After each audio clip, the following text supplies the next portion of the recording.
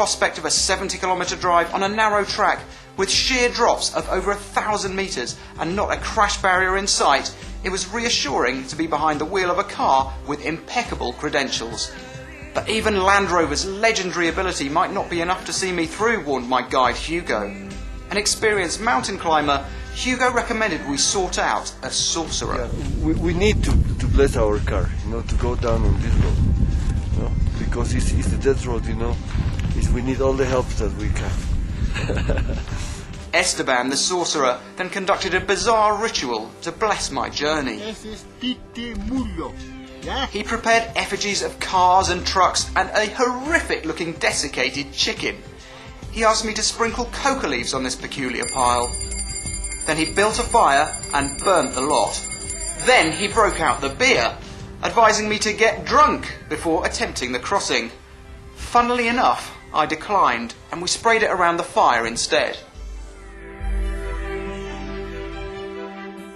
I headed off, a few dollars lighter, but with the gods on my side.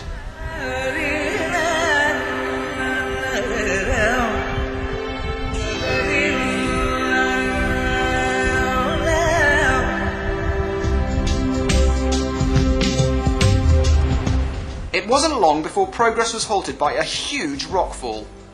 And judging by the equipment being used to clear it, the road was going to be blocked for some time.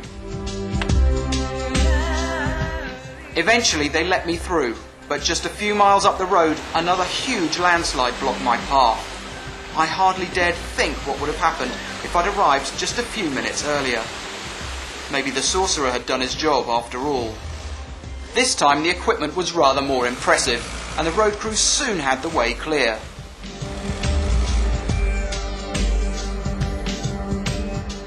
Progress is slow on the world's most dangerous road. There are landslides and continuous roadworks to deal with. The dirt road is frequently rutted or caked in mud, and the Range Rover's terrain response system got a serious workout.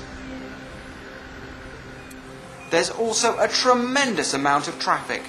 Trucks carrying produce from the lush Youngers to the capital and hastily driven microbuses ferrying people drive with complete indifference to the road's reputation. The track is narrow, and passing requires a great deal of skill and cooperation between drivers.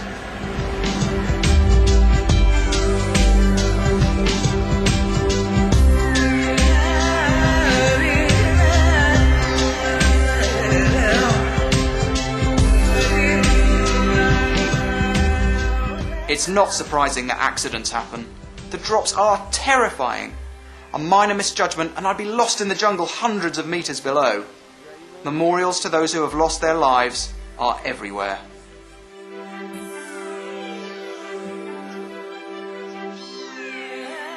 Well, here there was an accident, and probably a truck or a bus, fell down.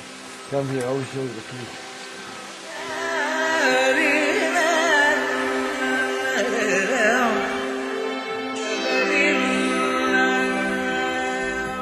One man trying to reduce the death toll is Timoteo. In 1978, he lost his family on this stretch of the road when their bus went over the edge. Since then, he's dedicated himself to saving lives by acting as a kind of human traffic light. He's here every day in all weathers, surviving on tips from grateful drivers.